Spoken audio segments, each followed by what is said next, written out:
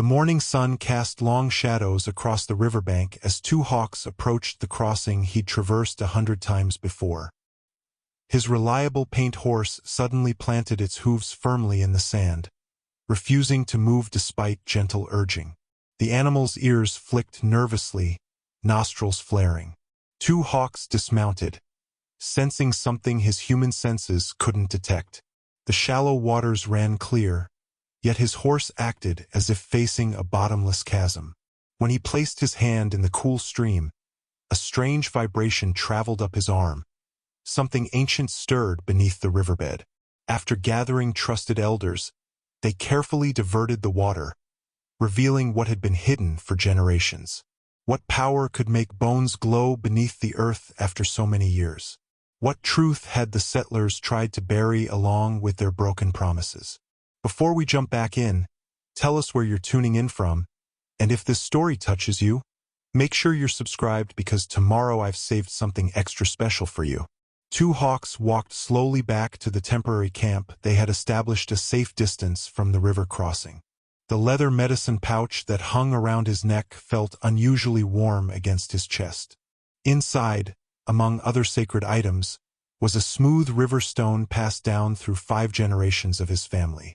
The stone was said to vibrate near places of power or significance, and two hawks had felt it tremble when he approached the riverbed. At 52 winters, Two Hawks carried himself with the quiet dignity earned through a lifetime of service to his people. His tall frame remained strong, though silver threads now wove through his long black hair. Deep lines etched around his eyes spoke of both laughter and sorrow, of a life fully lived upon the land of his ancestors. The Apache camp was small, just 4 hide-covered shelters arranged in a semicircle facing east to greet the morning sun.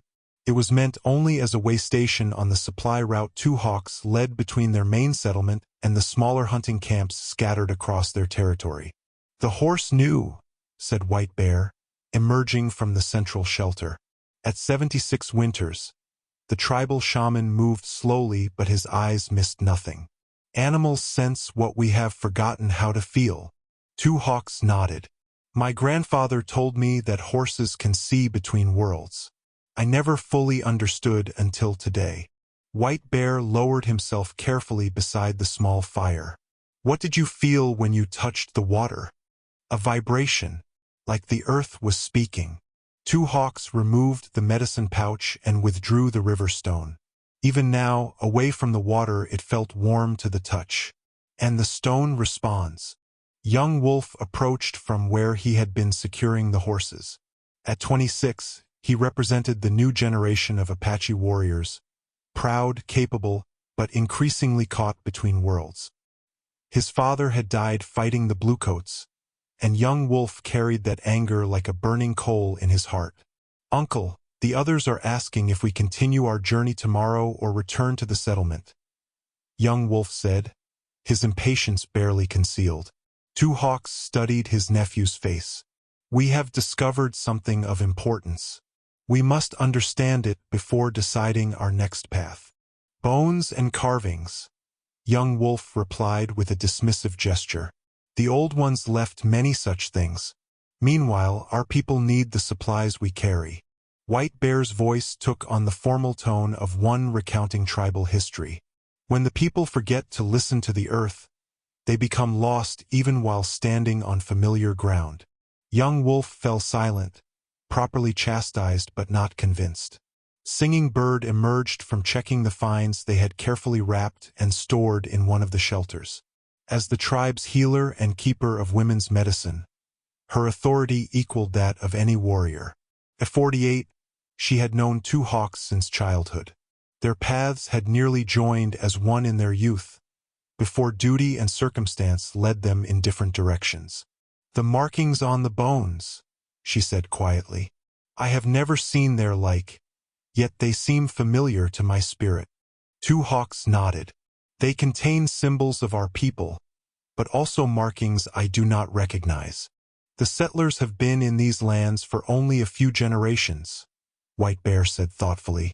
"Yet these bones speak of a much older presence." The small group fell silent, each lost in thought as the evening shadows lengthened across the camp. The year was 1882, and with each passing season, more of their traditional lands fell under the control of the bluecoats and settlers. New boundaries were drawn on maps they never saw, and ancient pathways were cut by fences and claimed by strangers. Two Hawks felt the weight of decision settle upon his shoulders. What they had found might be nothing, or it might change everything they understood about their past. Either way, his trusted paint horse had brought them to this moment for a reason.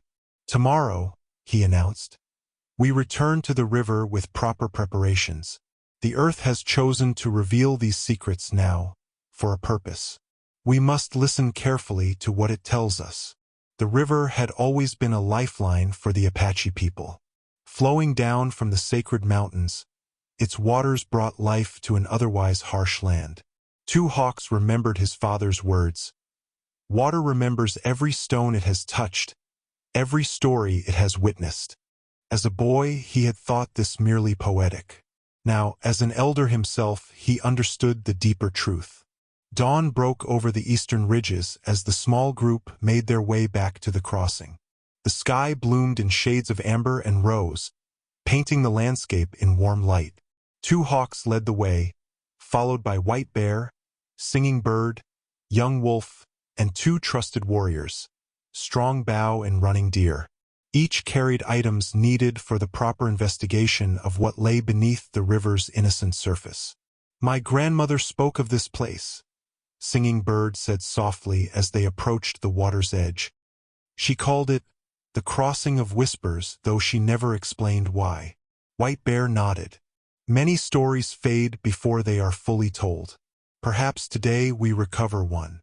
Two Hawks' paint horse remained at the camp, still refusing to approach the water. Instead, they brought older, steadier mounts that seemed untroubled by whatever had disturbed his sensitive companion. The river ran shallow here, barely reaching a man's knees at its deepest point. Smooth stones lined the bottom, worn by centuries of flowing water. To casual eyes, it appeared no different from a dozen other crossings along its winding path. Yet something beneath those innocent waters had remained hidden, waiting. There, Two Hawks pointed to a section near the western bank where they had found the first carvings. "We begin there and work toward the center."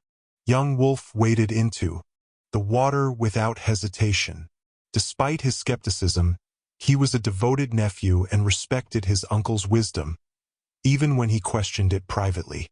"The water runs clearer than usual," he called back. "I can see shapes beneath the stones that I never noticed before." Two Hawks followed, feeling the cool water swirl around his leggings. The morning sun struck the surface at just the right angle, illuminating what lay beneath.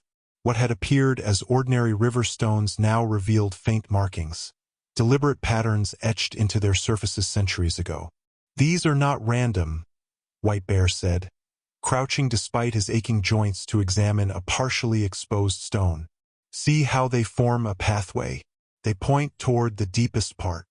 Strong Bow and Running Deer began the careful work of diverting a portion of the flow using the leather shields they had brought, creating a dry workspace. As the water level dropped in their makeshift dam, more of the riverbed became visible. Singing Bird gasped. "Look there!" Embedded in the mud, previously hidden beneath swirling waters, was a series of stone slabs arranged in a pattern. Each bore carvings, some clearly Apache symbols for water, earth, and sky, but others unfamiliar to even White Bear's extensive knowledge. "These speak of an agreement," the old shaman said, tracing weathered fingers over the symbols. "A joining of peoples." Young Wolf frowned. "What peoples?" "Our ancestors fought against the Spanish, the Mexicans, the Americans. All brought only broken promises." "Perhaps not all," Two Hawks said quietly. "Perhaps there were some who came before who understood the proper way to live upon the land." As they carefully cleaned more of the exposed riverbed, Two Hawks became aware of a tension in the air, a feeling of being observed, though not by human eyes. The spirits of this place were awakening, watching their intrusion with ancient interest. The stories tell that before the coming of the bluecoats, there were others, White Bear said. Pale-skinned but not soldiers. They traded fairly and learned our ways. Those are just old stories, young Wolf replied. Tales to make children think not all outsiders bring death. Two Hawks said nothing, continuing his careful examination of the riverbed. The truth lay beneath them, waiting to be uncovered. A truth that would soon challenge everything they believed about their past. By midday, the sun beat down upon their backs as they worked methodically to expose what the river had guarded for generations. Two Hawks directed Strong Bow and Running Deer to expand their efforts, creating a larger dry area in the riverbed. What had begun as curiosity was quickly transforming into something far more significant.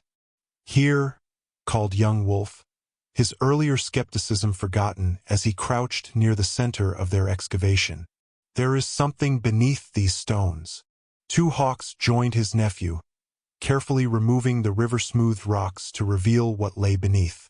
A bundle wrapped in what appeared to be preserved animal hide emerged from the mud. The wrapping should have deteriorated decades, perhaps centuries ago, yet it remained intact, as if time had somehow moved differently around it. "Do not touch it directly," warned White Bear, who had been observing from the bank, his old legs unable to withstand long periods in the cold water. "Bring it to shore with proper respect." Two Hawks lifted the bundle with both hands, feeling an unexpected weight and warmth that defied explanation. As he carried it to the riverbank, droplets of water slid off the surface, leaving it remarkably dry. Singing Bird had prepared a clean deerskin upon which to place their find. As Two Hawks set down the bundle, all gathered around in a tight circle. Even young Wolf maintained a respectful silence. "It is bound with sinew in the old way," White Bear observed, "but the knots are not our pattern." With careful fingers, Singing Bird began to unwrap the bundle, speaking soft words of respect with each layer removed. Inside were bones, human finger bones, and what appeared to be fragments of a forearm, arranged in a specific pattern and wrapped with cords bearing small carved beads. "These are sacred remains," White Bear said quietly. "Prepared with ceremonies I have only heard described in the oldest stories." What struck Two Hawks most was the cloth in which the bones were wrapped. Faded but still visible were symbols, some clearly Apache, others completely foreign. "I have never seen markings such as these," Singing Bird said, pointing to a repeating pattern that resembled interlocking wheels. "Yet they seem familiar to my spirit." White Bear leaned closer, his weathered face solemn. "The joining symbols. They speak of two peoples becoming one." As Singing Bird continued unwrapping the bundle, she suddenly drew back her hands as if burned. It moved. All eyes turned to the partially unwrapped remains. In the bright sunlight, the bones seemed to emit a faint, pulsing glow, visible even in daylight. "That is not possible," young Wolf whispered, his face paling despite his warrior's composure. Two Hawks felt the medicine stone in his pouch grow warmer against his chest. "There is strong medicine here, older than any I have encountered." Returning to the riverbed, Strong Bow called out, "There is more beneath, many more bundles." For the next hour, they carefully extracted 5 additional bone bundles, each wrapped in the same preserved manner, each bearing similar mixed symbols. As they laid them side by side on the shore, a pattern became evident. They had been arranged in the river to form a specific shape. A map, Two Hawks realized. They form a map when placed together. But it was the final discovery that truly silenced them all. As Running Deer cleared mud from the deepest part of their excavation, a clay vessel emerged, perfectly preserved and sealed with both wax and resin. "This was meant to be found," White Bear said, his voice filled with awe. "Hidden until the proper time." Young Wolf, now fully engaged despite his earlier doubts, asked, "What does it contain?" "We should not open it here," Two Hawks decided. "This place is exposed. There are too many eyes on the trails these days, bluecoats, settlers, surveyors. Whatever secrets this river has kept, we must protect them until we understand their meaning. As they carefully gathered their discoveries, two hawks felt a profound certainty that their lives, and perhaps the future of their people, had just changed irrevocably. His horse had been right to refuse the crossing. Some thresholds, once passed, forever altered those who crossed them. Night had fallen by the time they returned to camp. Two hawks ordered a special shelter erected, a medicine lodge constructed according to the old ways, with juniper branches and sage bundles placed at the four directions. Inside, they would examine their findings away from curious eyes and with proper spiritual protection. The bone bundles were arranged carefully on a ceremonial blanket, recreating the pattern they had formed in the riverbed. The sealed clay vessel sat at the center, still carrying the dampness of the river mud. Its surface bore no markings, yet its very plainness seemed deliberate, designed not to attract attention. White Bear burned sacred herbs, the smoke purifying the space as he chanted prayers older than memory. Singing Bird joined him, their voices weaving together in harmonies that made the air itself seem to vibrate with power. Two hawks felt the weight of responsibility settle upon him. "We must proceed with care," he said. "Whatever is contained here was hidden for a purpose." Young Wolf, now fully invested in their discovery, nodded solemnly. "The ancestors have chosen us to find it. We must honor their trust." When the preparations were complete, the small group gathered around the clay vessel. White Bear performed a final blessing, then nodded to Two Hawks. "You must open it. Your horse was the one who refused to cross. The spirits have chosen you as the messenger." With steady hands, Two Hawks carefully broke the seal of the vessel. The wax and resin had hardened over decades, perhaps centuries, but yielded to his knife with surprising ease, as if recognizing his purpose. A faint scent emerged, cedar, sage, and something unfamiliar but pleasant. Inside, wrapped in oiled leather that had preserved them against time and elements, were documents. Two Hawks gently removed them, unfolding the first with reverent care. "It is a treaty," he said, his voice hushed with wonder. "Written in Spanish, but also with our symbols." The parchment was covered with formal script, but interwoven throughout were Apache pictographs representing peace, alliance, and shared territory. At the bottom were signatures, Spanish names written in ink alongside thumbprints and clan symbols of Apache leaders. "This is not possible," Young Wolf whispered. "Our people never made such agreements with the Spanish that were honored." "Perhaps not with the Spanish we know," White Bear replied.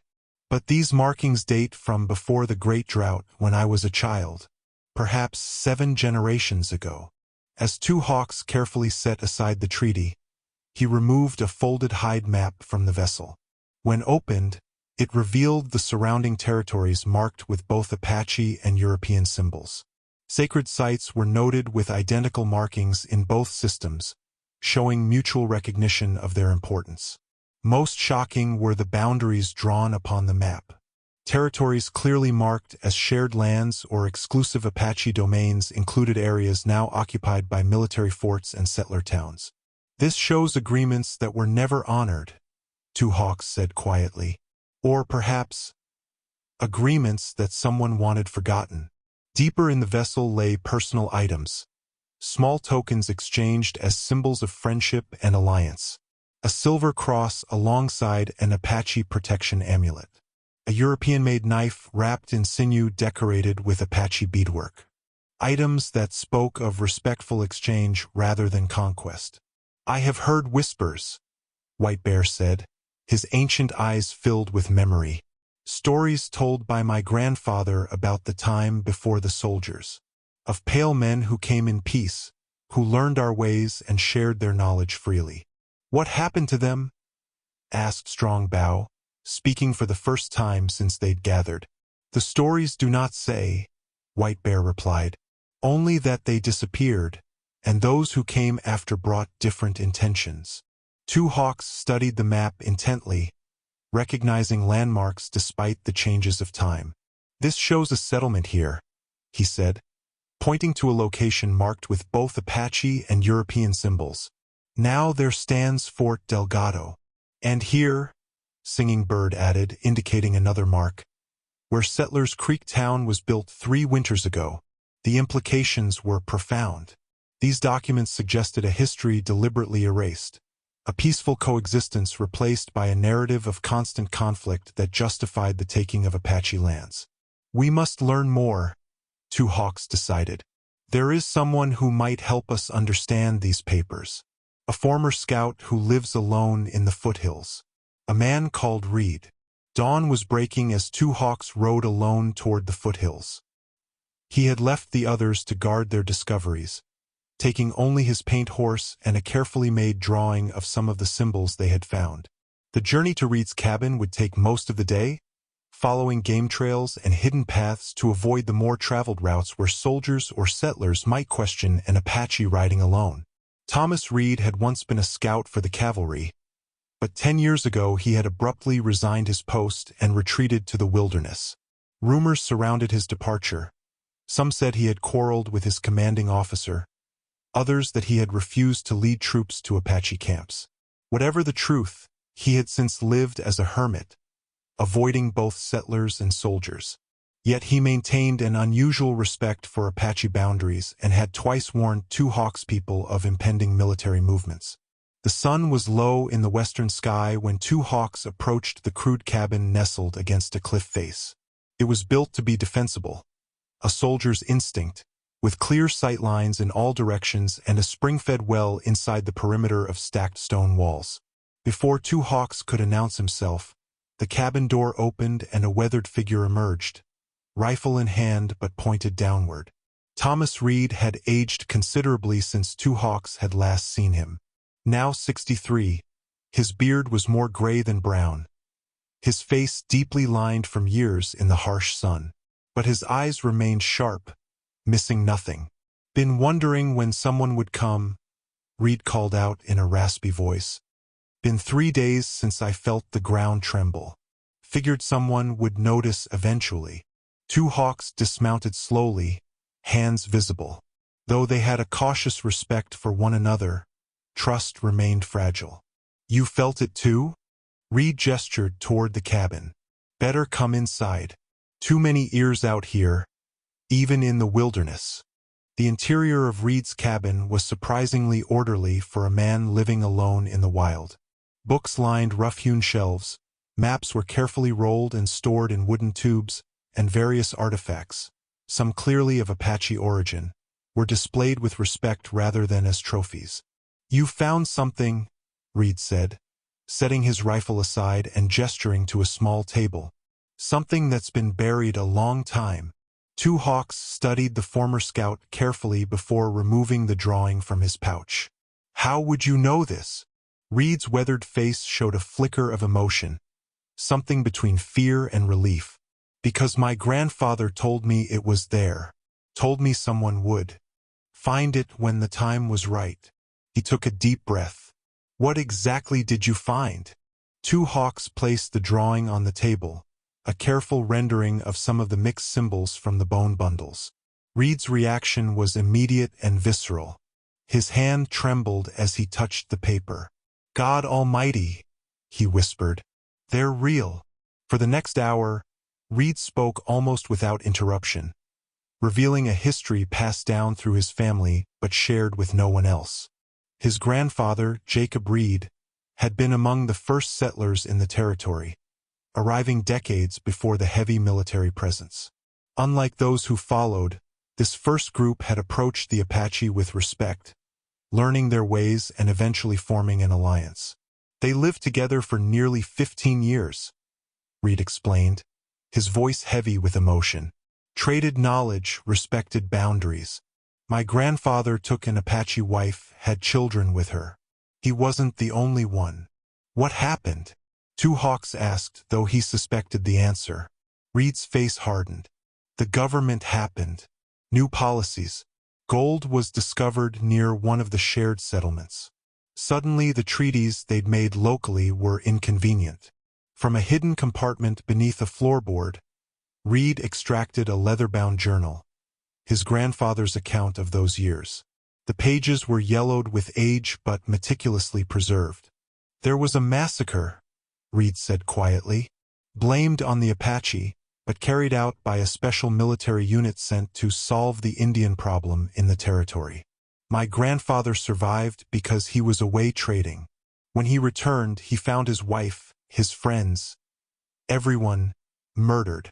Two hawks felt the truth of the words resonating with the evidence they had uncovered. Your grandfather preserved the evidence. Reed nodded grimly, and paid with his life eventually, but not before hiding the most important pieces where they might someday be found. He looked up, his eyes suddenly intense. What you found in the river is just the beginning. There's more, what my grandfather called the collection. Proof of everything that happened. Two hawks returned to find the camp in a state of anticipation. Word had spread among the small group, and additional elders had arrived from the main settlement, summoned by Running Deer at White Bear's request. What had begun as a curious discovery now required the wisdom of the tribe's full council. As darkness fell, 12 of the most respected elders gathered inside the medicine lodge. At the center lay the discoveries from the river, along with Reed's journal, which two hawks had been permitted to borrow. Before them stood the council pipe, a sacred object brought forth only when decisions of greatest importance faced the people. Its stone bowl was carved with symbols of the four directions and inlaid with turquoise and red clay. The wooden stem, longer than a man's arm, bore the marks of every chief who had smoked it for 7 generations. White Bear, as eldest, prepared the pipe with a mixture of tobacco and sacred herbs. We gather to hear what the river has revealed, he intoned, his voice gaining strength despite his years. To listen to the voices of ancestors long silent. Two hawks recounted their discoveries and his meeting with Reed, presenting the journal as further evidence. As he spoke, Singing Bird arranged the bone bundles and documents where all could see them. Gray Hawk, an elder known for his caution, was the first to speak after Two Hawks finished. These findings disturb the dust of history, he said gravely. Disturbing such dust can blind us if we are not careful. Or it can clear our vision, countered Running Elk, a respected warrior turned elder. For too long, we have accepted the settlers' version of our past. Young Wolf, permitted to attend though not yet an elder, spoke with the passion of youth. These documents prove what was stolen from us. The lands around Fort Delgado were recognized as ours even by the settlers who came before. We should reclaim what is rightfully Apache territory. His words sparked immediate debate. Some elders nodded in agreement, while others shook their heads at what they perceived as dangerous talk. The Bluecoats have many guns, many soldiers, said Stone Path, an elder who had survived 3 major battles with the military. Challenging them directly would bring only death to our people. As the discussion grew heated, White Bear raised his hand for silence. When quiet returned, he turned to Singing Bird. You have been unusually silent. What do the spirits tell you about these discoveries? Singing Bird had been sitting motionless, her eyes half closed as if listening to voices no one else could hear. At White Bear's question, she looked up, her gaze unervingly distant. Since touching the bone bundles, I have dreamed, she said softly. Not ordinary dreams, but visions. I see people, our ancestors, living alongside the early settlers. I see shared meals, shared ceremonies, children of mixed blood running freely. Her voice grew stronger. But I also see shadows moving among them. Men in uniforms different from the local soldiers. Men who whisper poisoned words and plant seeds of distrust. She reached out, her fingers hovering above one of the bone bundles. These remains hold memories. They cry out not for vengeance, but for truth. Two Hawks felt the weight of the moment. Reed believes there is more evidence. His grandfather's complete collection of documents and artifacts, hidden somewhere in a place called Forgotten Valley. I have heard of this place, White Bear said unexpectedly. In stories never shared outside the medicine society. A valley where the ancestors hid sacred objects during the time of great troubles. Running Elk leaned forward. If such evidence exists, it must be protected. Already, one of the bone bundles is missing. A murmur of alarm passed through the gathering. Two Hawks had noticed the disappearance upon his return, but had not yet shared this troubling news. Someone entered our camp while I was meeting with Reed, he acknowledged. Took one bundle and a copy of the map I had made. Then others already know what we have found, Gray Hawk said grimly. Our time to act is short. White Bear lifted the council pipe, signaling the time for decision had come. We must seek this complete collection, not for vengeance, but so the truth may finally be known. As the pipe was lit and passed from hand to hand, each elder smoking in thoughtful silence, Two Hawks felt the presence of generations watching their council. The past was reaching into the present, demanding recognition. And somewhere in the night beyond their lodge, unknown forces were already moving against them. Two Hawks awoke instantly, his senses alert to the change. His paint horse was making a distinctive sound, not the ordinary nickering of a restless animal, but the soft, deliberate warn. It gave only in the presence of danger. The moon hung low in the western sky, suggesting the hour was well past midnight. Without making a sound, Two Hawks reached for his knife and slipped from his blankets. The camp was quiet, with only the soft breathing of the other sleepers and the occasional pop from the dying embers of the central fire. Yet something was wrong. A disturbance in the natural rhythm that every experienced warrior could sense. The horse snorted again, pawing once at the ground and looking toward the eastern edge of the camp. Two Hawks followed the animal's gaze but saw only shadows. Still, he trusted the horse's instincts more than his own eyes. Something or someone was there. Moving with the silence born from a lifetime of hunting, Two Hawks circled behind the shelters, using the darkness as cover. A faint sound, barely perceptible, caught his attention. The whisper of leather against stone. Near the medicine lodge where they had stored the artifacts, a shadow detached itself from the deeper darkness. A figure crouched at the entrance, carefully lifting the covering flap. Two Hawks tensed, preparing to confront the intruder, when young Wolf appeared from the opposite direction, evidently also alerted to the disturbance. The intruder sensed their approach and bolted, clutching something to his chest. Young Wolf reacted instantly, launching himself in pursuit with the speed and agility that had earned him his name. Two Hawks followed, whistling softly for others to wake. The chase led them beyond the camp perimeter and into the boulder-strewn landscape beyond. The intruder was quick and seemed to know the terrain, but young Wolf stayed close behind. Two Hawks, despite his years, maintained pace, using experience to anticipate the fugitive's route. They pursued the shadow figure toward a cliff face that rose sharply from the desert floor. The intruder, apparently realizing he was trapped, suddenly veered right, disappearing into what seemed to be solid rock. When Two Hawks and young Wolf reached the spot, they discovered a narrow crevice, easily missed in daylight, nearly invisible at night. He went inside.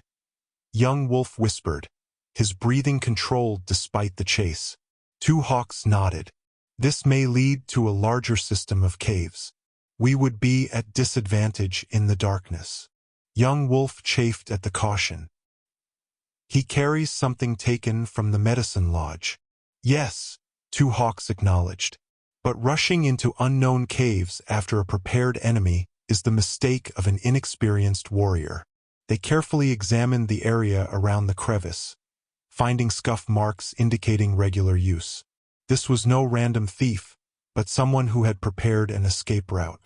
Look, young Wolf said, pointing to something that gleamed faintly in the moonlight. Two Hawks picked up the object, a metal button torn from a uniform. Its surface bore an insignia he didn't recognize. An eagle with arrows in its talons, surrounded by 13 stars, but with a distinctive shield shape at the center unlike the standard military buttons he had seen. Dawn was breaking as they returned to camp. Strong Bow and Running Deer had established a defensive perimeter, while White Bear and the other elders checked what had been disturbed. "One of the bone bundles is missing," White Bear confirmed grimly. "And the copy of the map you made from the treaty." Two Hawks showed them the button. "The intruder wore a uniform, but not one I recognize." "I know this marking," said Stonepath, studying the button. "I have seen it only once before on soldiers who came after the Henderson Creek battle. They were not regular cavalry but took the bodies of our fallen warriors." When I asked a bluecoat officer about them later, he claimed no knowledge of such men. Inside the medicine lodge, they found Singing Bird seated cross-legged before the remaining artifacts. Her eyes were open but unseeing, her body swaying slightly as she chanted words in a dialect so ancient that even White Bear seemed puzzled. "She has been this way since we discovered the intrusion," Running Deer explained. "She will not respond or move." Two Hawks knelt beside her, careful not to interrupt whatever spiritual journey she was experiencing. After several minutes, her eyes gradually focused, and she looked at him with an expression of profound distress. "I have seen them," she whispered. "The shadow men who hide history. They have always been there, removing the evidence, changing the stories. They know what we have found, and they are coming for the rest." Young Wolf, standing at the entrance, suddenly straightened. "Someone approaches from the east. A single rider." He paused, then added with surprise, "It is the white man, Reed." Reed had arrived with urgency etched on his weathered face. "They came to my cabin," he explained between gulps of water. "3 men in dark uniforms. I watched from the forest as they tore the place apart." His hands trembled slightly. "They're looking for my grandfather's journal." Two Hawks shared the night's events, showing Reed the button they had recovered.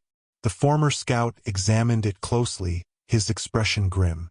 "The Keepers," he said finally. "That's what my grandfather called them. A special unit, not regular army. Their job is to protect the official history by eliminating any evidence that contradicts it."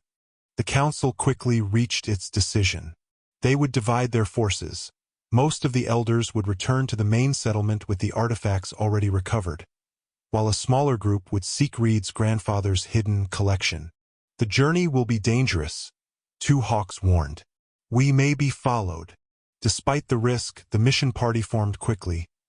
Two Hawks would lead, with Young Wolf, Singing Bird, and Reed himself. They would travel light and fast, using the most remote trails through Apache territory. By midday, they had left the camp far behind, riding in silence through landscapes of increasing ruggedness. Reed guided them using his grandfather's cryptic notes and hand-drawn map fragments that he had memorized years ago.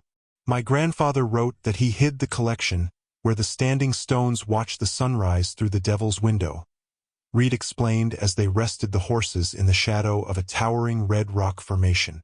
"I believe he meant Stone Arch Canyon." Young Wolf, constantly scanning their back trail, remained skeptical of their guide. "How do we know this isn't a trap?" he asked Two Hawks privately. "He was a scout for the Bluecoats." "I trust him," Two Hawks replied simply.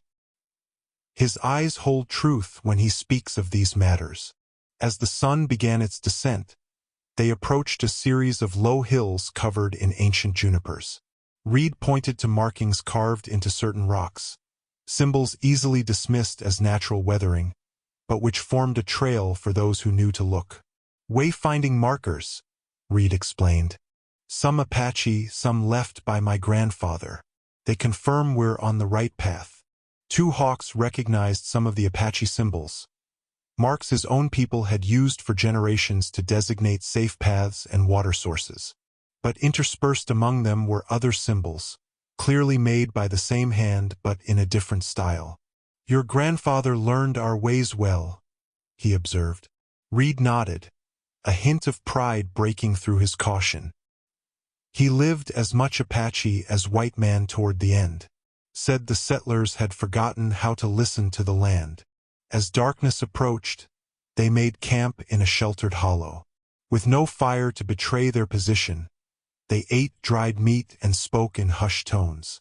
Reed shared more of his grandfather's story, how after the massacre, Jacob Reed had dedicated his remaining years to preserving the truth of what had happened.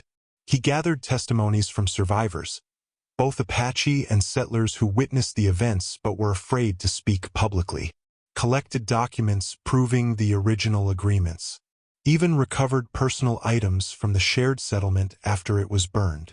Why would the government go to such lengths to hide this history? Young Wolf asked, his hostility toward Reed gradually softening as the man's sincerity became evident. Land, Reed replied simply. Control. The shared territories included some of the richest mining areas in the region. But more than that, the alliance threatened the narrative that justified taking indigenous lands across the country. If people learned that peaceful coexistence had succeeded here, it would raise uncomfortable questions about policies elsewhere. Singing Bird, who had been silent for much of the journey, suddenly looked up at the star-filled sky. "Someone watches us," she said quietly. Two hawks had felt it too, a prickling sensation between his shoulder blades that every experienced warrior recognized. Young Wolf, circle back along our trail. See what you can find. The younger man nodded and disappeared silently into the darkness. When he returned an hour later, his expression was grave. 3 riders, following our trail, moving carefully using tracker methods. Not Apache. He hesitated. They stopped to make camp about 2 miles back, but they've set their horses to warn of approach. They're skilled. 2 hawks considered their options. We continue at first light, but we'll set false trails. The stone arch is still a day's ride from here. As they settled in for the night, Reed mentioned casually, "There's an old settler cabin near here, might be the one from my grandfather's notes. We could check it tomorrow. Might hold clues." 2 hawks nodded, feeling the weight of the past and future converging around them. The truth had been buried for generations, and powerful forces still worked to keep it hidden. Yet something had shifted. His horse's refusal to cross the river had set in motion events long prophesied but almost forgotten. Morning came with a heavy mist clinging to the canyon floors, unusual for the season but welcome cover for their journey. They found the settler cabin Reed had mentioned, a small structure of weathered logs half reclaimed by the landscape. Inside, beneath years of dust and animal nests, they discovered faint markings carved into the central beam, symbols matching those from the river artifacts. "This was a waypoint," Reed explained, running his fingers over the carvings. "Part of a network of safe houses used by those who supported the alliance." By midday, they approached the narrow canyon that would lead them to Stone Arch. 2 hawks felt a growing unease. The terrain ahead offered limited options. Steep walls rising on both sides of a passage barely wide enough for 2 horses to ride abreast. Perfect location for an ambush. "We should seek another route," he suggested, studying the canyon's mouth. Reed shook his head. "There isn't one. My grandfather's map is specific. The collection is hidden near the arch, and this is the only approach from this direction." Young Wolf volunteered to scout ahead while the others waited in the shelter of a rock outcropping. Singing Bird used the time to perform a small blessing ceremony, burning a pinch of sacred herbs and asking for spiritual protection.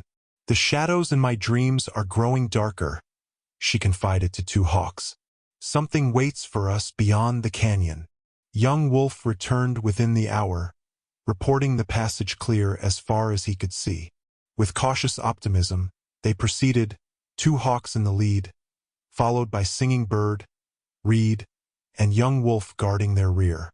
They were halfway through the canyon when 2 hawks' paint horse stopped abruptly, ears flicking nervously, the same behavior it had displayed at the river crossing. At that precise moment, a shot rang out, the bullet striking the canyon wall inches from Reed's head. "Take cover," 2 hawks shouted, guiding his horse behind a boulder as more shots followed. The ambush was expertly planned. Shooters positioned on both canyon rims had them pinned down, while mounted men appeared at both ends of the passage, cutting off escape. Their attackers wore dark uniforms with no military insignia visible, except for their leader, who rode forward once the initial volley ceased.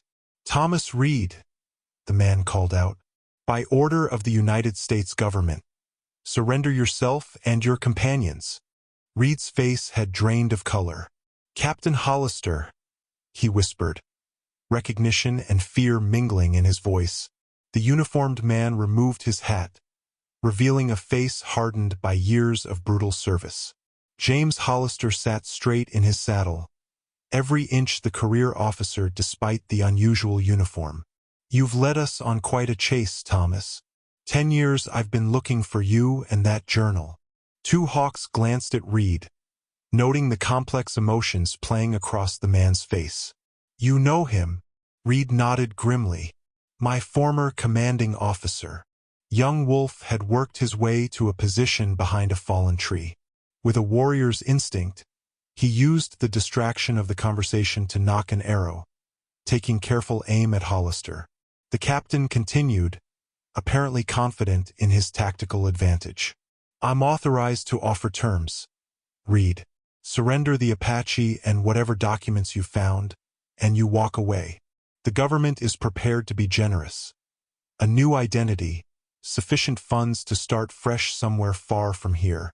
Reed's response was unexpected. He suddenly broke from cover, placing himself between Hollister's men and Singing Bird, who had become exposed when her horse spooked. A shot rang out, and Reed crumpled, a bloom of red spreading across his shoulder. The moment shattered any semblance of negotiation. Young Wolf loosed his arrow, striking one of the riflemen on the canyon rim. Two Hawks fired his own ancient but well-maintained rifle at the riders blocking the forward path. Singing Bird dragged the wounded Reed to better cover as the canyon erupted in gunfire. Through the chaos, Two Hawks heard Hollister shouting orders. "Take them alive if possible. The documents are the priority." As bullets ricocheted off stone around them, a sudden thunderclap split the sky. Though the morning had been clear, dark clouds now rolled overhead with unnatural speed. Within moments, rain poured down in blinding sheets, turning the dry canyon floor into a slick, muddy channel. Taking advantage of the unexpected deluge, Two Hawks signaled the others. "The forward path now." Young Wolf provided covering fire with his bow as they made their desperate move, Reed groaning in pain as Two Hawks hauled him onto his own horse. The guards at the canyon's end, blinded by the sudden downpour, fired wildly as the small group broke through their line. "The mountains!" Reed gasped through his pain, pointing toward a jagged ridgeline to the north. "There's a place." Behind them, Hollister's voice carried through the storm. "Find them! $5,000 to the man who brings me Reed and those documents." They found shelter in a cave halfway up the mountainside, hidden behind a stand of juniper trees. The storm continued to rage, providing cover for their escape but making travel treacherous. Young Wolf secured the perimeter while Singing Bird tended to Reed's wound. "The bullet passed through," she reported, applying a poultice of herbs to both entry and exit wounds. "But he has lost much blood." Reed drifted in and out of consciousness, his skin pale and clammy. In his lucid moments, he clutched at Two Hawks' arm, trying to convey urgent information. "Hollister knows about the collection," he gasped. "He's been searching for decades." Two Hawks gave the wounded man water. "Rest now. We can speak when you are stronger." But Reed shook his head weakly. "No time. Must tell you." His eyes were fever-bright, filled with a desperate need to confess. "I wasn't just under his command. I was one of them, a keeper." The revelation hung in the air like smoke. Young Wolf, returning from his scouting, heard the words and reached for his knife with a snarl. "He is a traitor," the younger man spat. "He led us into the ambush." Two Hawks raised a hand, commanding silence. "Let him speak." Reed's breathing was labored, each word an effort. For 5 years, I helped Hollister. We destroyed evidence, intimidated witnesses, rewrote history. Shame filled his face. I believed we were serving the country, maintaining order. By erasing my people's truth, Two Hawks said, his voice even but hard as stone. Reed nodded weakly. Then I found my grandfather's journal, hidden in my father's effects after he died. Learned what had been done to my own family. His hand fumbled at his shirt, drawing out a military medallion that hung around his neck. This was awarded to me for a campaign against your people. Now it reminds me of my shame. Singing Bird, who had been silent, suddenly placed her hand on Reed's forehead. Her eyes closed in concentration. I see his heart, she said quietly. There is darkness there, but also light fighting to grow. The wounded man continued, each word seemingly pulled from the depths of his failing strength. I confronted Hollister with what I'd learned. He ordered me to surrender my grandfather's journal. When I refused, he tried to have me killed. A bitter smile crossed his lips. That's when I disappeared. Been hiding ever since. Why help us now? Young Wolf demanded, still suspicious. Why risk yourself? Redemption, Reed whispered. Too late for me, but not for the truth. His eyes sought Two Hawks. I knew the risks. Knew Hollister might be watching me. But the river, when you spoke of what you found there, I knew the time had come. Two Hawks considered the man before him. This enemy turned ally, this betrayer seeking redemption. You knew we might be walking into a trap today. Reed nodded weakly. Suspected. Couldn't be certain. Had to risk it. The collection is real. It's our only chance to prove what happened. Young Wolf paced the small cave, anger radiating from him. We should leave him. He's a liability, and he can't be trusted. Singing Bird looked up from tending the wound. In my vision at the river, I saw a man caught between worlds. A man whose blood carries both guilt and purpose. She gestured to Reed. He is that man. Outside, the storm began to subside, shafts of late afternoon sunlight breaking through the clouds. Two Hawks moved to the cave entrance, weighing their options. Hollister and his men would be searching the canyons below. Soon they would discover the trail leading up to the cave. Reed's voice called him back. The valley, the wounded man said with sudden clarity. Forgotten Valley. We're close. Less than half a day's ride north. He struggled to sit up. I can make it. Just get me on a horse. Two Hawks studied Reed's face, searching for deception but finding only pain and determined resolve. The man was literally bleeding for a truth he had once helped suppress. Was that enough to earn trust? The collection, Two Hawks said finally. What exactly will we find? Everything, Reed replied. His voice stronger as purpose seemed to feed his fading strength. Documents proving the original alliance. Evidence of the massacre. Official orders to eliminate all traces. He took a ragged breath. Names, dates, locations. Enough to force the government to acknowledge what was done. Two Hawks made his decision. We leave at dusk. Young Wolf, find us a path that avoids the main trails. As they prepared to move, Singing Bird pulled Two Hawks aside. The spirits are restless, she whispered. They say the past and future are converging in this man's blood. His grandfather began this journey. He must help us finish it. Dusk brought an uneasy quiet to the mountains. The storm had passed, leaving the air crisp and scented with wet sage. Two Hawks helped Reed onto his paint horse, noting how the animal accepted the wounded man without the usual wariness it showed toward strangers. Your horse? Reed murmured, patting the animal's neck with his good hand. It knows things others don't. Two Hawks nodded. He has always seen what remains hidden. They traveled under moonlight, Young Wolf scouting ahead while Singing Bird supported Reed, whose fever had temporarily subsided thanks to her medicine. The terrain grew increasingly unfamiliar, a labyrinth of box canyons and weathered hoodoos that seemed designed to confuse travelers. Reed removed a folded piece of hide from inside his boot, a small map unlike any two hawks had seen before. In the moonlight, certain markings glowed faintly with what appeared to be luminescent paint. "The switchback map," Reed explained. "My grandfather created it with a mixture that absorbs sunlight and reveals different paths when viewed by moonlight." He tilted the hide toward the moon's glow, revealing previously invisible trails. "It shows the safe route through this maze." Following the map's guidance, they navigated terrain that would have been impassable without its secrets. Twice they heard distant voices echoing through canyons, Hollister's men still searching, but the map led them through passages the pursuers overlooked. As midnight approached, Two Hawk's horse suddenly stopped, ears pricked forward.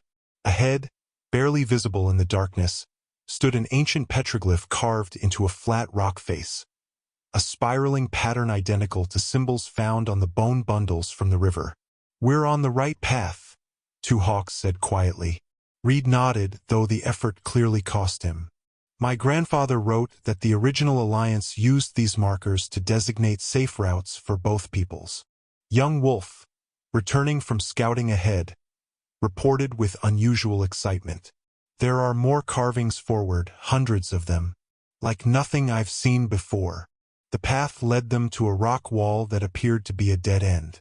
But as they approached, Two Hawks noticed how the moonlight created shadows that revealed the outline of a narrow ledge trail scaling the seemingly impassable barrier. "The path of the moon," Reed said, recognizing the formation from his grandfather's descriptions. "It's only visible during the full moon." The ledge was treacherously narrow, barely wide enough for a horse to traverse single file, with a sheer drop of several hundred feet on one side. In his weakened state, Reed could barely stay upright in the saddle. "I can make it," he insisted when Two Hawks suggested an alternative. They proceeded with excruciating slowness, the horses picking their way along the precarious route. Halfway across, Reed swayed dangerously, nearly falling before Singing Bird steadied him. "Hold on," she encouraged him. "Your journey is not finished." After what seemed an eternity, the ledge widened into a small plateau.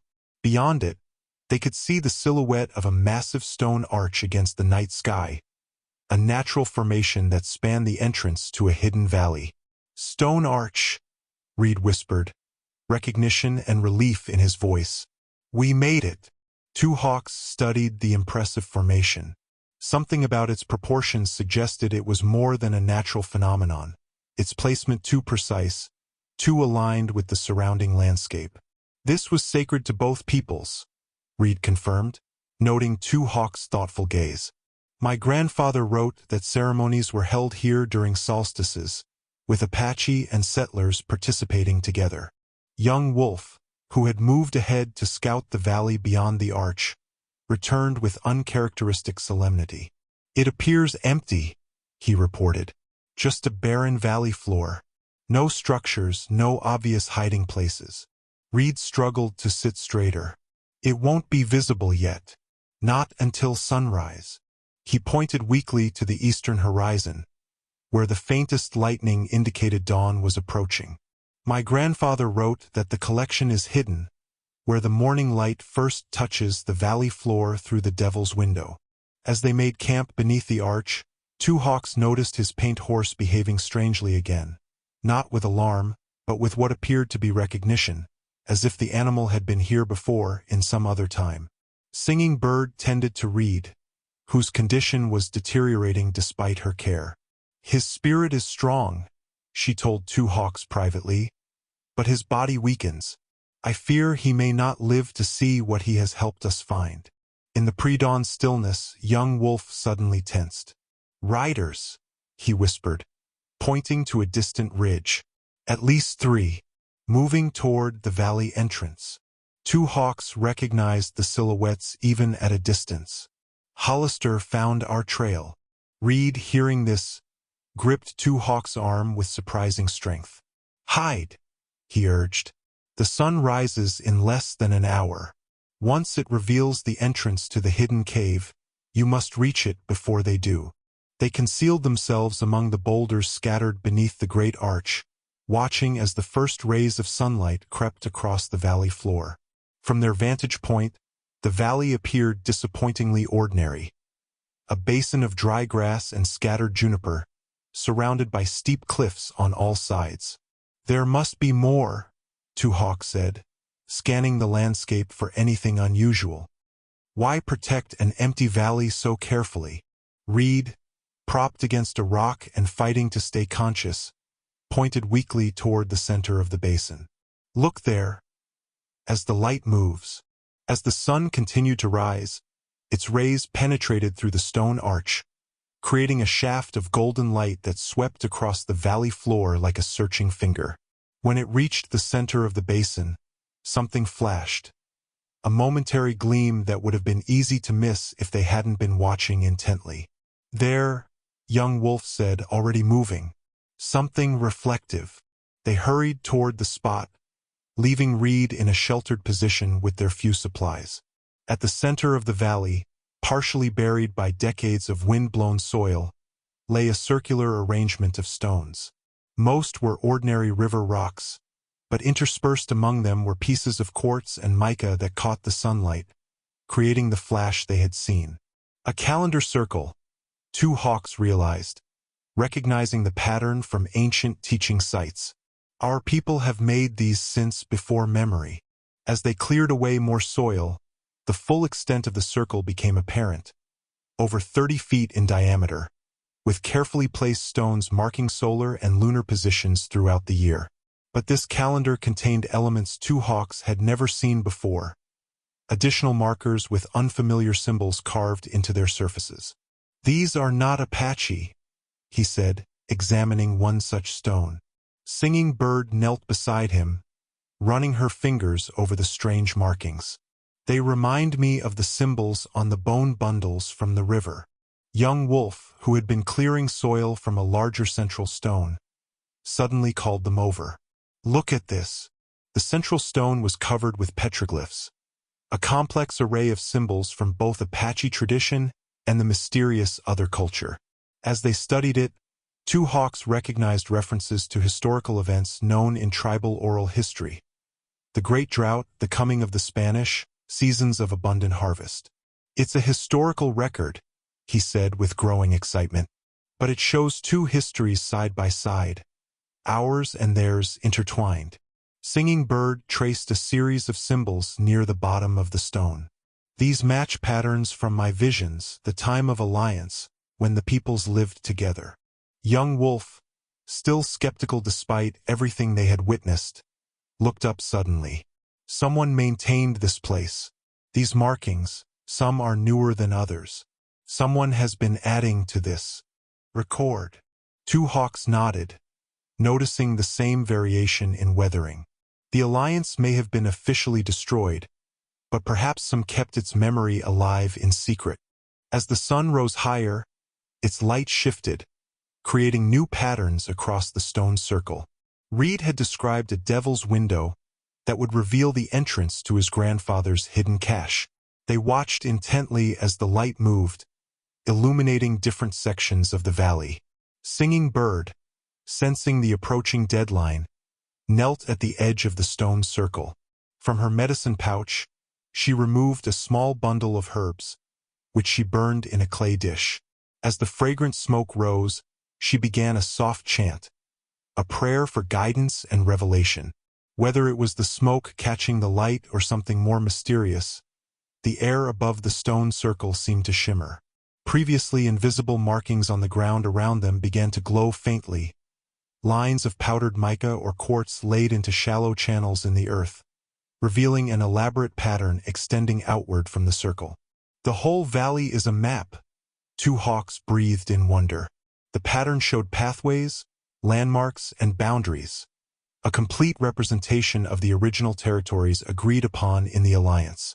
At certain points, Symbols indicated sacred sites, hunting grounds, and shared settlements, many now occupied by military forts or settler towns. Young Wolf, who had climbed a boulder for a better view, suddenly tensed. Riders, approaching the Arch-Hollister's men. Two hawks looked to where the young warrior pointed. 3 riders had appeared at the valley entrance, with more visible on the ridge behind them. "They found us faster than I expected," he said grimly. Singing Bird, still focused on the revealing patterns, pointed urgently to where one line terminated at the base of the western cliff face.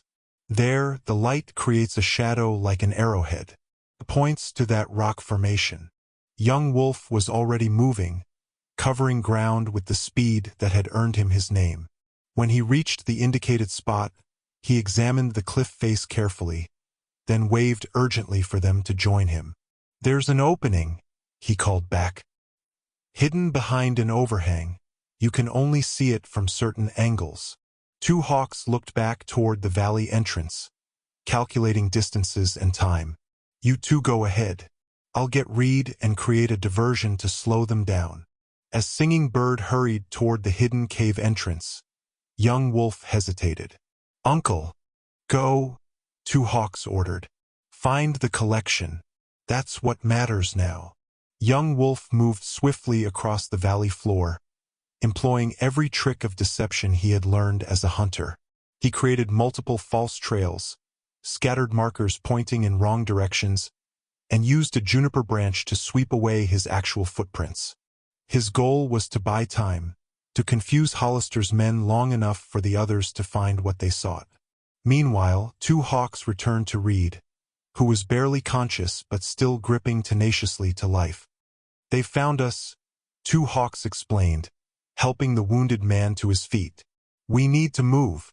"The cave," Reed managed, his voice a ragged whisper. "Get me there." Supporting Reed's weight, 2 hawks made their way toward the hidden entrance Young Wolf had discovered. Behind them, Hollister's men had entered the valley and spread out in search formation. 2 hawks could hear the captain's voice carrying across the basin, issuing crisp orders to his men. At the valley's entrance, Hollister himself dismounted, examining the ground with the practiced eye of a seasoned tracker. Even at a distance, 2 hawks could see the man's confidence, the bearing of someone accustomed to success and untroubled by doubt.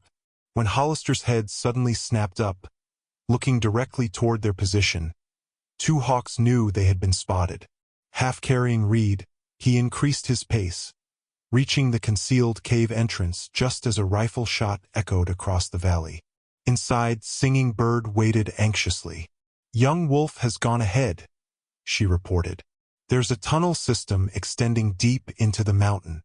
The cave entrance was narrow, barely wide enough for a man to pass through sideways, but opened immediately into a broader chamber lit by shafts of sunlight penetrating through small openings in the ceiling. Ancient torch brackets lined the walls, some still containing the remnants of pitch-soaked branches. Reed fumbled inside his shirt, producing a small tin of matches.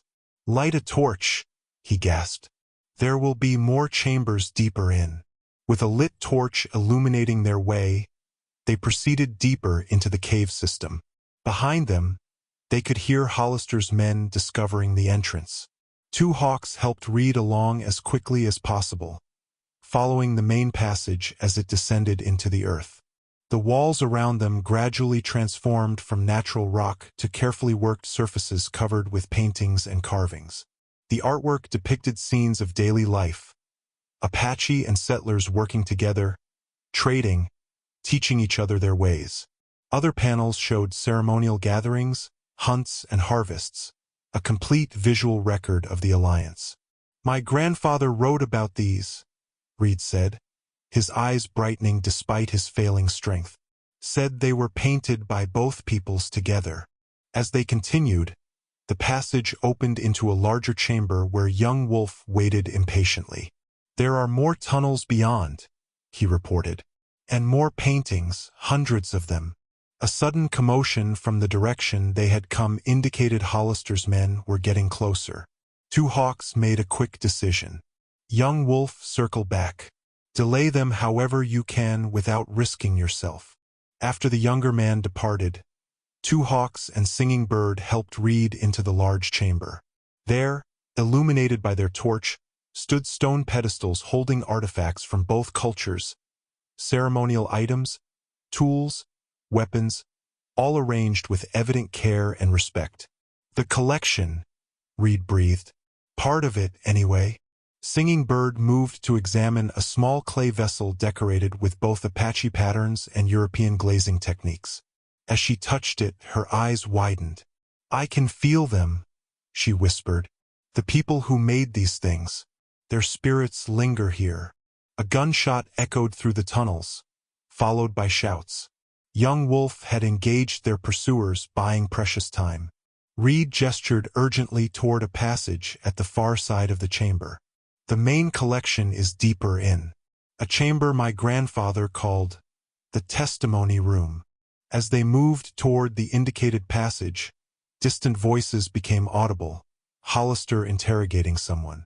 To Two Hawk's alarm, he recognized young Wolf's voice responding in terse, defiant phrases. "They've captured him," he said grimly. Through the twisting passage, they finally reached another chamber, smaller but obviously the heart of the hidden archive. At its center stood a table of stone, upon which lay a leather portfolio and several bound journals. "Hollister would kill for these," Reed said, his voice stronger as he gazed upon his grandfather's legacy. "These documents prove everything."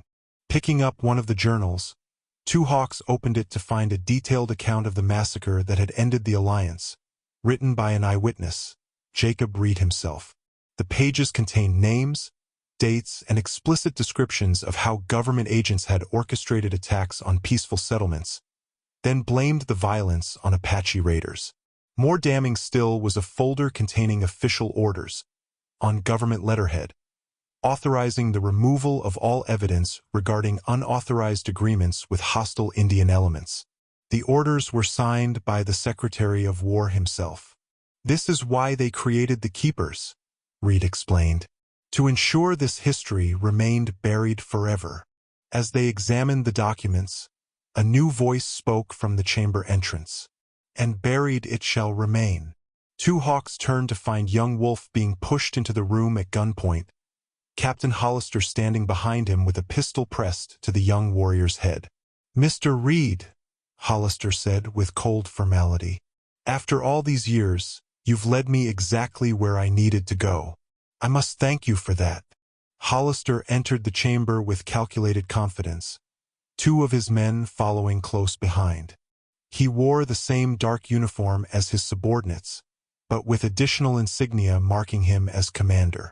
At his belt hung not only a pistol but also what appeared to be a marshal's badge, modified with symbols Two Hawks didn't recognize.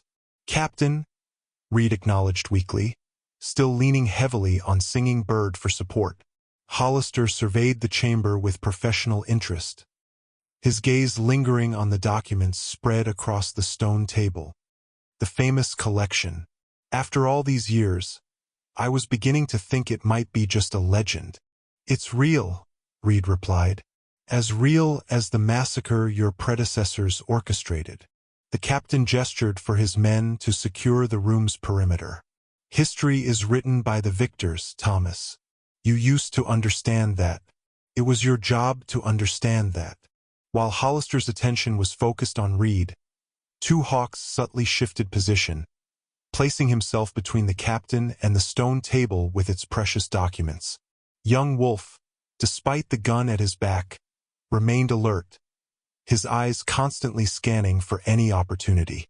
"There's more to the collection than just these few items," Two Hawks said, deliberately drawing Hollister's attention. "A hidden chamber deeper in the cave system." It was a lie, but it created the momentary distraction he needed. As Hollister glanced toward the passages leading deeper into the mountain, Two Hawks exchanged a quick look with young Wolf, who gave an almost imperceptible nod. "Show me," Hollister demanded.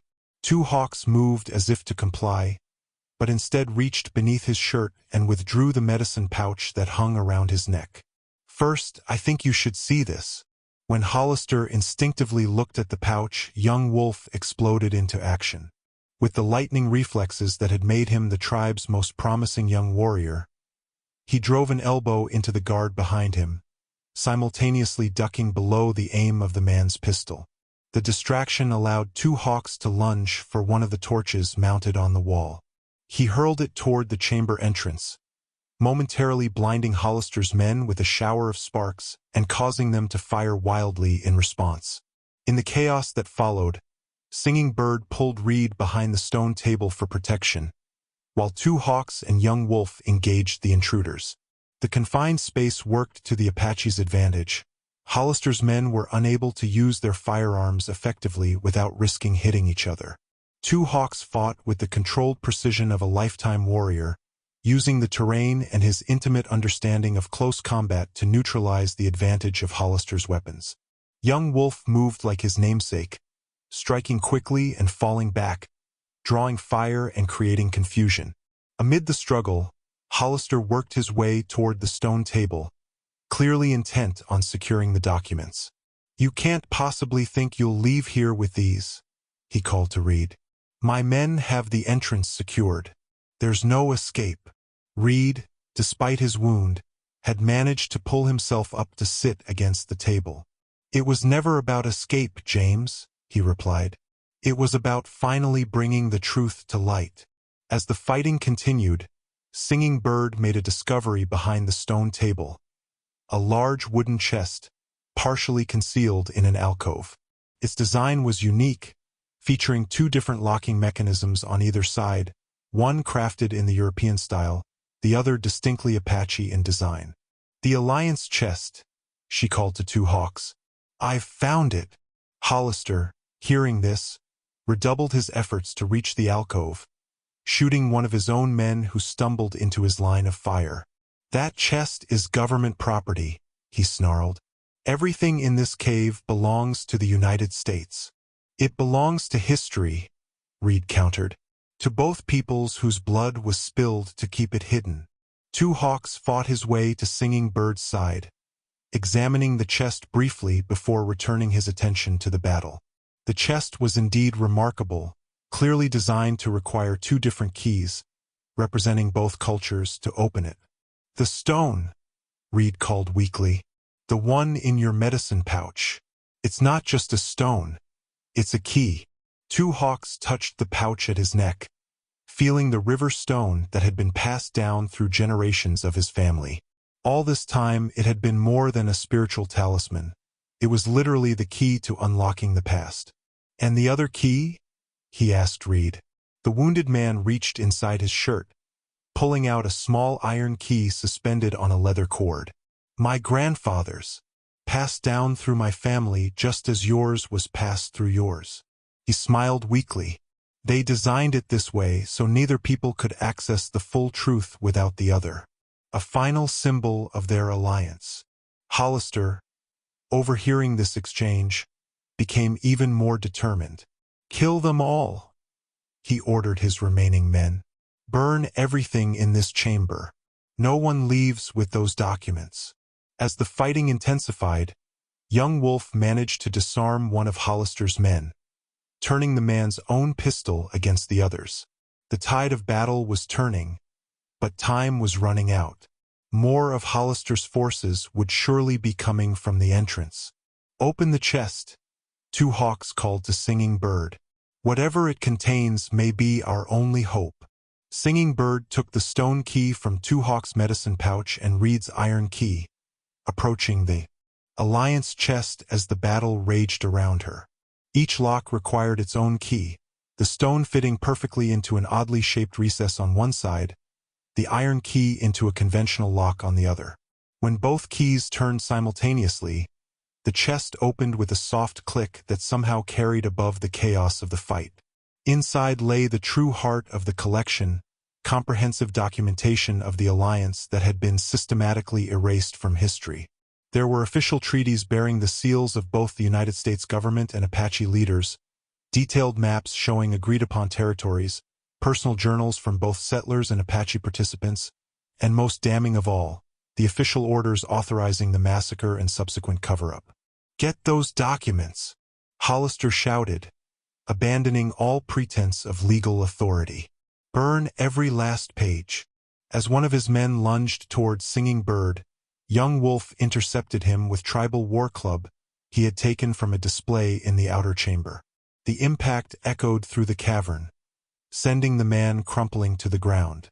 Two hawks engaged Hollister directly, the two men locked in combat that transcended the immediate fight, a clash between truth and the power that sought to suppress it. Despite his years and the captain's military training, two hawks fought with the accumulated wisdom of a lifetime spent reading terrain and opponents. "You're fighting for a lost cause," Hollister grunted as they struggled. "These documents will never see the light of day." "They already have," two hawks replied. "We have seen them. The truth lives again."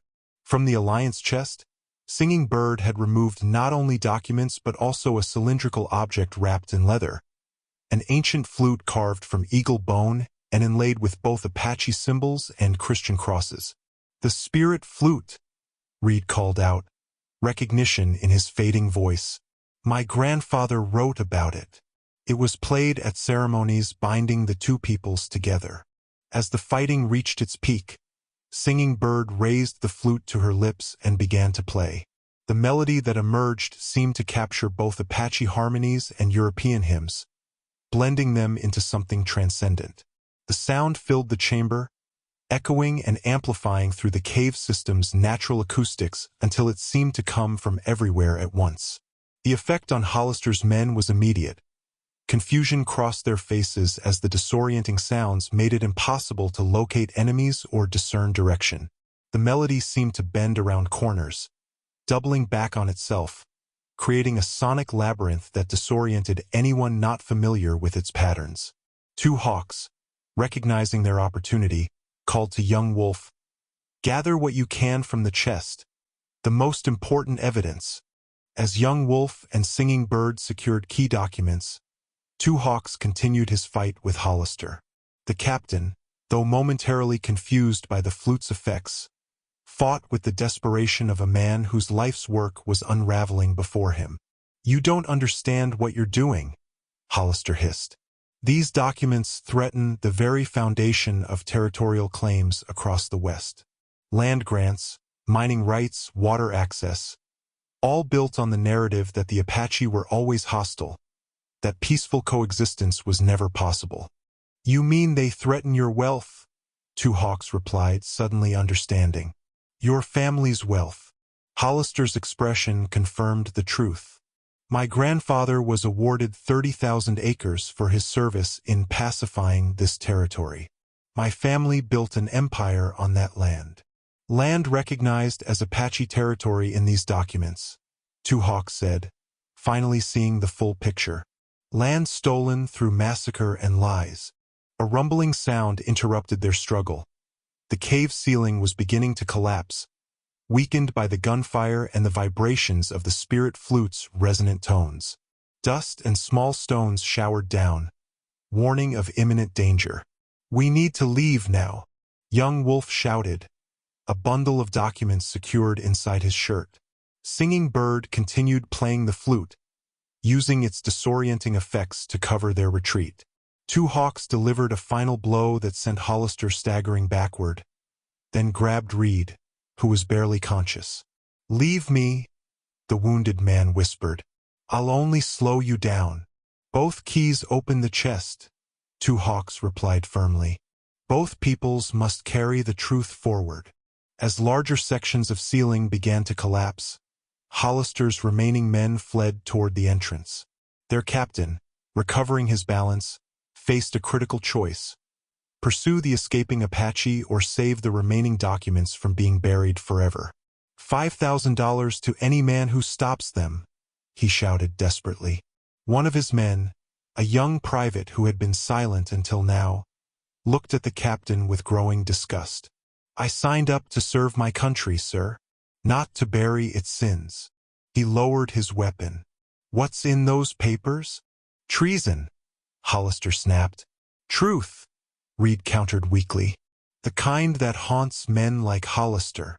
As the cave continued to collapse around them, Two Hawks made a final offer to the captain. There are two paths now. Die here with your secrets, or help us carry the truth out and face whatever justice awaits. Behind Hollister, other members of his unit exchanged uncertain glances, the captain's mask of authority crumbling as the ground beneath them literally did the same. The escape from the collapsing cave system became a desperate race against time. Two Hawks supported Reed, who drifted in and out of consciousness, while young Wolf led the way, using his hunter's memory to navigate the twisting passages. Singing Bird brought up the rear, periodically playing the spirit flute to confuse any pursuers. Behind them, some of Hollister's men had chosen to help their captain salvage what documents remained, while others followed the Apache, uncertain which side of history they wished to stand on. The main chamber is completely blocked, young Wolf reported as they reached a junction of passages. We need to find another way out. Reed, rallying briefly, pointed weakly toward a narrow crevice. My grandfather mentioned a second exit, eastern side of the mountain. Following his guidance, they squeezed through tight passages where the cave's collapse had not yet reached. The air grew fresher, indicating they were approaching the surface. Finally, they emerged onto a narrow ledge overlooking the valley, the afternoon sun temporarily blinding them after the darkness of the caves. We made it, young Wolf said, his voice uncharacteristically reverent. But their victory was tempered by Reed's condition. As they laid him gently on the ground, it became clear that the journey had exhausted his remaining strength. His breathing was shallow, his skin gray beneath its weathered tan. The documents, he whispered. Safe. Young Wolf patted his shirt where he had secured the most crucial evidence. We have them. Enough to tell the true story. A faint smile crossed Reed's face. My grandfather would be pleased. With trembling fingers, he removed a pendant from around his neck, a small oval case that opened to reveal a miniature painting.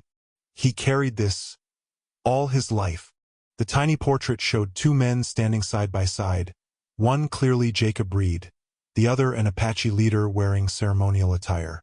Both men were smiling, their hands clasped in friendship. My grandfather and your great-grandfather, Reed told Two Hawks. They created the alliance together, became blood brothers. Two Hawks studied the image with wonder, recognizing family features that had passed down through generations. This is why your horse accepted me, Reed continued, his voice growing fainter. It sensed our shared purpose. Singing Bird knelt beside the dying man, placing her hand on his forehead in blessing. Your spirit has found its true path, she said softly. Reed turned to Two Hawks with sudden urgency. There's one more thing you should know. In Washington, a congressman named Wilbur Adams. He's been investigating the keepers, secretly for years. Get these documents to him. His breathing became more labored. He can bring this before Congress. We will find him, Two Hawks promised. And my sister, Elizabeth Reed, Boston. Tell her. He coughed weakly. Tell her I found our grandfather's truth and died defending it. As Reed's eyes closed for the final time, a rumbling from the mountainside signaled more of the cave system collapsing. From another exit further along the ridge, they saw Hollister emerge with 3 of his men, all covered in dust but carrying satchels presumably filled with documents they had managed to salvage. Young Wolf prepared to confront them, but Two Hawks held him back. They are too many, and we have what we need.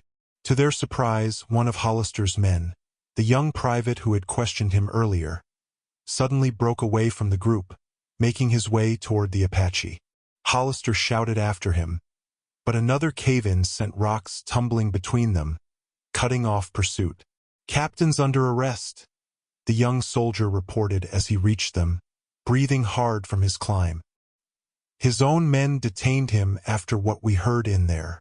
I'm Private James Collins. I want to help get those documents to the right people. Two Hawks studied the young man carefully, seeing genuine conviction in his eyes. "Why? My father homesteaded near Apache land," Collins replied. "Always told me they were good neighbors until the army stirred things up. What I saw in those papers, it matches his stories." As the sun began its descent toward the western horizon, they performed a simple ceremony for Reed. Two hawks placed the river stone key in the man's hand, while Singing Bird sang a traditional passage song to guide his spirit. "He began as an enemy," young Wolf acknowledged, "but died as an ally. The boundaries between enemy and brother have always been drawn by those in power," Two Hawks replied. "Today we redraw them according to truth." With Reed's body carefully covered with stones in the Apache tradition, they prepared to descend the mountain. Two Hawks felt both the weight of the knowledge they carried and a lightening of a burden carried by his people for generations, the burden of a history denied. As they made their way down a hidden trail, Two Hawks' paint horse appeared unexpectedly around a bend, nickering softly in greeting. How the animal had found them, he couldn't explain, but its arrival felt like a sign that their path forward was blessed by forces beyond human understanding. 2 weeks later, Two Hawks stood once again at the river crossing where their journey had begun. The water flowed clear and peaceful, giving no indication of the secrets it had recently revealed. His paint horse stood beside him, no longer hesitant at the water's edge. Much had changed in those 2 weeks. The most critical documents from the Alliance chest had been carefully copied and placed in a specially made pouch, what Singing Bird called the truth pouch. One set of copies had been entrusted to Private Collins, who traveled to Washington to find Congressman Adams. Another set had gone with a trusted tribal messenger to neighboring Apache bands. The originals remained protected within the tribal council's keeping. Behind Two Hawks, a gathering had formed on the riverbank. Elders from 5 different Apache groups had traveled to witness what many were already calling a historic moment. Among them stood 3 representatives from territorial government offices, men of conscience who had agreed to serve as official witnesses. "It is time," White Bear announced, his ancient voice carrying surprising strength. Two Hawks mounted his horse and guided it into the river. This time, the animal crossed without hesitation, as if whatever had disturbed it before was now at peace. On the far bank, he turned to address the gathering. "For too many seasons, a false history has flowed like this river across our lands," he began. "Today, we begin to redirect that flow, just as we diverted these waters to find what lay beneath." Young Wolf stepped forward, displaying the documents that proved the existence of the peaceful alliance and the subsequent betrayal. He had grown in these past weeks, the fire of his youth now tempered with newfound purpose. "These papers speak with the voices of both peoples," he declared. "They tell of a time when the Apache and the settlers found common ground and shared purpose. That truth was buried by those who profited from our division."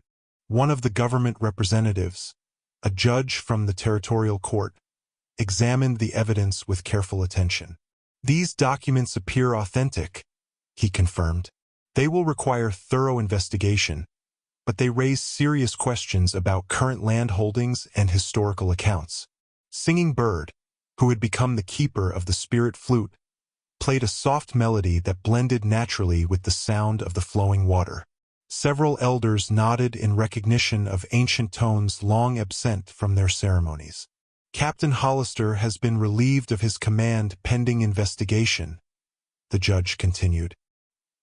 "His unit has been disbanded, and we have received word that Congressman Adams has called for a special committee to examine what he calls the systematic erasure of peaceful indigenous relations." Two Hawks knew that justice would not come quickly or easily. Powerful interests would resist the rewriting of history that justified their wealth and position. Yet something fundamental had shifted. A boulder had been moved from the stream of truth, allowing it to flow more freely. "This crossing will now be known by its true name," White Bear announced. "Nahaga Ligai, White Crossing, as it was called in the time of the Alliance." He gestured to where markers were being placed on both banks of the river, bearing inscriptions in both Apache language and English. As the ceremony concluded, Two Hawks found himself standing alone at the river's edge once more. His reflection rippled in the water, and for a moment, he thought he saw other faces there too: Reed, his grandfather Jacob, and the Apache ancestors who had worked to preserve their truth against overwhelming odds. His paint horse nudged his shoulder gently, as if to say their journey was not yet complete. Two Hawks understood. The recovery of one buried truth suggested others waiting to be found. Across the territory, perhaps across the entire nation, similar stories of cooperation and subsequent betrayal likely remained hidden. "The truth flows like water," he murmured, echoing words his father had taught him long ago. "It may be diverted or dammed for a time, but it will always find its path forward." Mounting his horse, Two Hawks turned toward the rising sun. The animal moved with confident steps, as if it too sensed the changing currents of history. Behind them, the newly named White Crossing stood as a testament to a past reclaimed and a future rewritten, one truth at a time.